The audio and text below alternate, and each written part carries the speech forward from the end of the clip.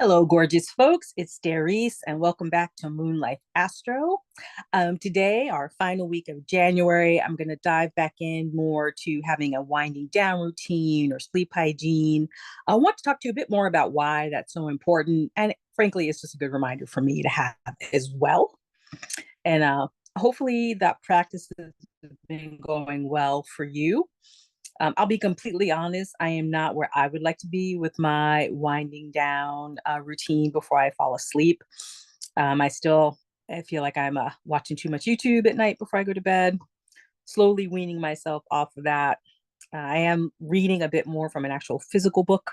I usually do something relaxing or listen to something relaxing on YouTube for about 20 minutes, and then I'll read from a physical book for 20 minutes. So that has currently become my nighttime routine. I'm going to continue to play with this practice, and I invite you to approach it with a sense of play. Sometimes I think we're very hard on ourselves, and we make everything very, you know, like a competition or a test at school, and we don't have to do that with this practice. I want to invite people to have an easeful manner around these things.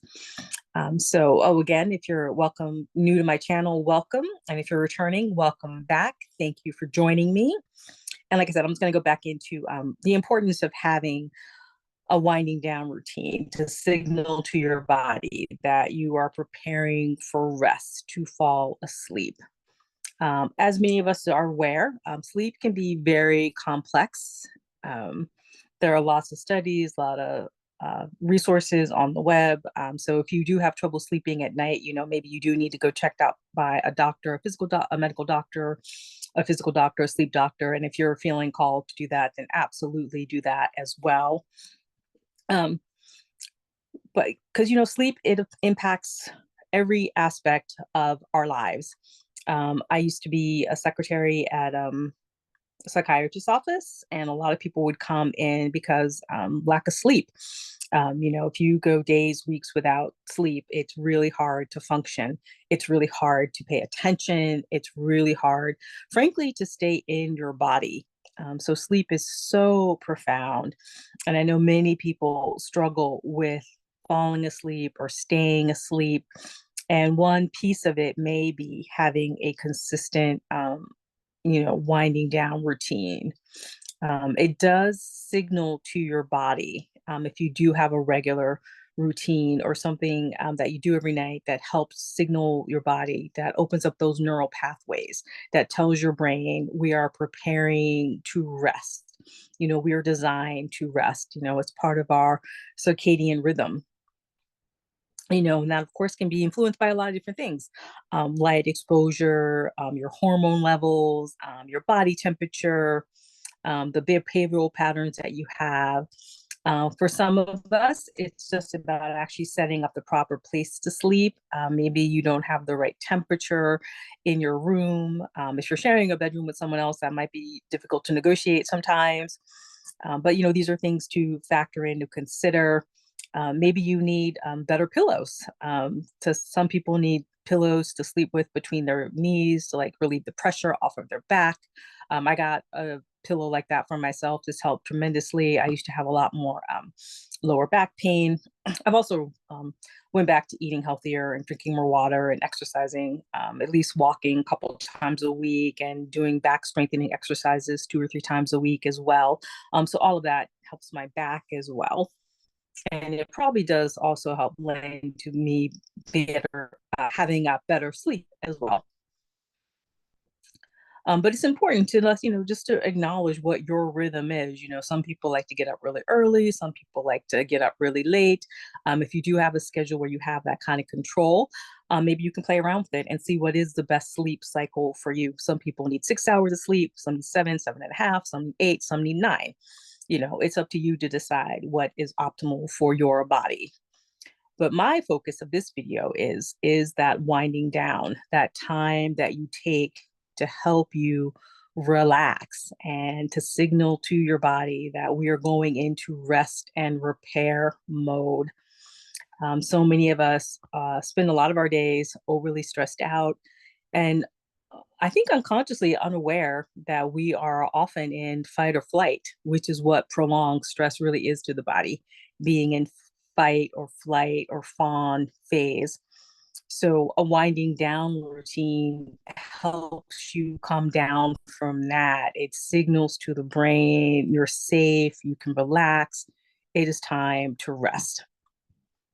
Now, the other advantage to having a winding down routine is that when you do repeatedly, consistently engage in the same pre sleep activities, like I said, it opens up those neural pathways that automatically signals your body that you are preparing for rest, for sleep.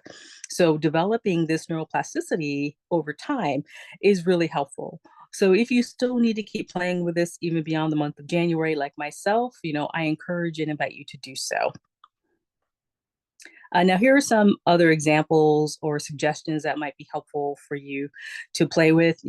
Try them out, see if it works for you. Maybe it does, maybe it doesn't. Some people like guided imagery, visualization techniques. If you can't get off your device completely, maybe at least listen to sleep meditation before you fall asleep. I know there are apps out there that a lot of people like. And if you have an app that you like, definitely put that down in the comments below. Let us know. So feel free to share with people what has worked for you in the past. There is sound therapy. I know some people like to sleep to either white noise or green noise, brown noise. You can pull up all these different lists on Spotify and you can download them. And what's nice about it, and I'm not sponsored by Spotify, I just happen to use Spotify. What I like about it though is that I can download something ahead of time and then I can put my phone in airplane mode so that I can listen to it the whole night. Sometimes I listen to I think it's 432 Hertz sleeping meditation, healing meditation. They have like an 8-hour playlist. I've done that in the past when I had a hard time sleeping. It was really helpful for me. I also use aromatherapy. I have essential oils. I like lavender in particular. I'll snip a little bit of that before I go to bed, or maybe I'll take a little bit of body oil or shea butter and massage a few drops of the lavender essential oil into my hands and smell that. And that helps my body begin to relax as well. You can also do gentle stretching. From time to time, I've done that at night as well. Just done very simple yin yoga exercises for like 5 to 10 minutes, but it doesn't even have to be that long. Sometimes even just gently stretching your shoulders, your hips, that sort of thing. And actually, that's something I could probably incorporate into my own winding down routine again. I used to do that every morning when I woke up, and then every night right before I went to fall asleep, I would do a few simple, gentle stretches. And now that I'm talking about it out loud, if I probably went back to doing those two things, morning and night, I would probably have less back trouble as well. Of course, the other thing is limiting our technology. So if you are still on your devices at night, limiting blue light. They have blue light glasses you can put on top of your glasses if you wear glasses like myself, or there are apps that you can get on your screen and it sets the lighting for you. You can adjust the brightness. I also know that when I put my devices in do not disturb, it does lower the lighting at night as well. So these are things that you can play with as well. And again, being mindful of what you consume before you go to bed. Healthy eating throughout the day, of course, will always help in all arenas, including getting a better night's sleep. But in particular, as I'm sure you've heard in the past, avoiding having heavy meals at least 2 to 3 hours before you're planning to fall asleep. For many people, limiting caffeine after 2 p.m., assuming you're going to bed at night. Of course, you're going to have to adjust this if you are someone who sleeps during the day. But basically, at least 5 to 8 hours before you're planning to fall asleep to stop consuming caffeine can be very helpful as well. Um, even having herbal teas that can help promote sleep. For example, chamomile often helps people relax if you're able to do that. Of course, check with your medical doctor before you take any supplements, or even using the aromatherapy to, double check with them to make sure that there are no conflicts with the essential oils that you choose to use in your routine as well. And of course, stay hydrated, but also for some people, reducing their liquid intake at like an hour to 2 hours before bedtime also helps because then that way you don't have to get up in the middle of the night to go to the bathroom.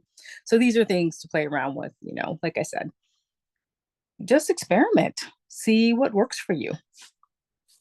Excuse me, pardon me. And like I said, these are just general guidelines for people. Of course, um, you need to experiment and find what works best for you.